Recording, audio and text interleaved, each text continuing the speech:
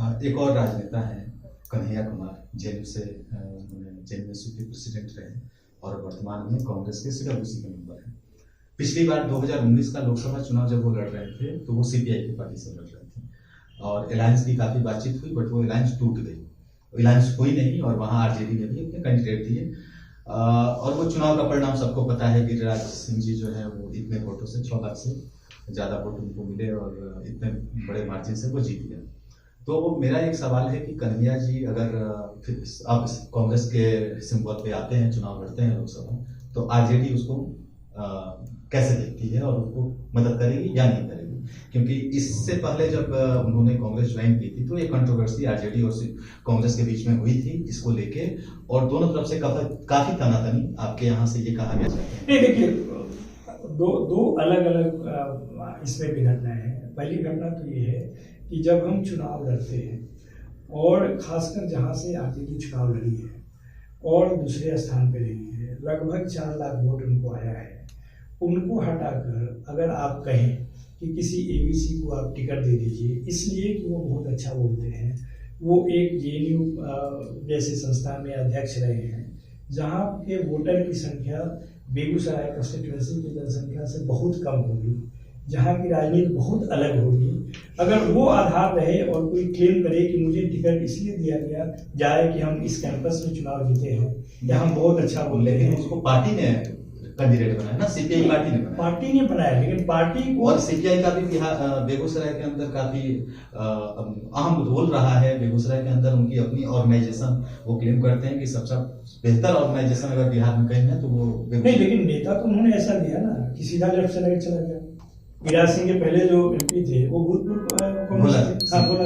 तो भाई ये आपके यहाँ भी आप कोई लेंस है जहाँ भविष्य देख लेते हैं? नहीं, हम भविष्य नहीं देख रहे। हमने तो उस समय जो मुझे जहाँ तक जानकारी है कि यह आधार था कि जो लोग सेकंड पोजीशन पे थे और 4 लाख, और तनवीर हसन जी का भी अगर आप राजनीतिक इतिहास देखें, पता नहीं आपने उस पर अध्ययन किया है कि नहीं, वो भी नेशनल यूथ प्रेसिडेंट रहे हैं, एमएलसी रहे हैं 2 बार, और वहाँ पर पिछली बार जब चुनाव लड़े तो मात्र 1.25 लाख वोट से हारे थे पिछली बार।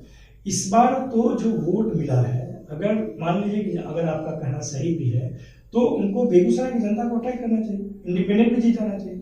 इस देश में ऐसे दिग्विजय सिंह इंडिपेंडेंट जीत गए थे। लेकिन आप जब कहते हैं जिस कैंडिडेट की आप बात कर रहे हैं बेगूसराय में जो 4 लाख वोट जिनको मिला, तो वो वोट जब कन्हैया और वो दोनों एक साथ खड़े हो गए तो उनकी वोट तो 1.25 लाख 1.5 लाख के करीब पहुंच गई, 2 लाख से कम हो गई। तो हम तो यही मानेंगे ना कि आपने हमारे वोट, लेकिन हमको ज्यादा वोट आया है, लोगों ने ज्यादा पसंद किया उसको। वो लेकिन वोट आपने जो वोट जो अट्रैक्ट करना चाहिए जिससे आप जीत कर जाते आप, तब ये होता ना कि जब गिरिराज सिंह के वोट को आप ट्रांसफर करा पाते, आपने जिस वोट को ट्रांसफर करा वो जीतने, वो दोनों को मिला दिए तभी आप नहीं जीत पाएंगे।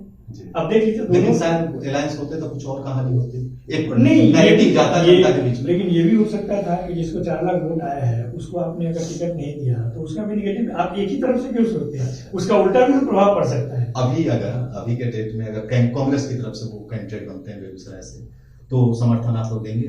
नहीं, देखिए, या फिर कहीं किसी और सीट से भी अगर वो कैंडिडेट होते हैं, अगर महागठबंधन में सीटें बन जाती हैं तो कैंडिडेट कभी भी कोई भी निर्णय जो गठबंधन में होता है वो सीटों की होती है। कैंडिडेट आरजेडी कौन देगा वो कांग्रेस डिसाइड नहीं करेगी, कांग्रेस कौन कैंडिडेट देगा वो आरजेडी नहीं देगी, वो पहले भी नहीं किया है।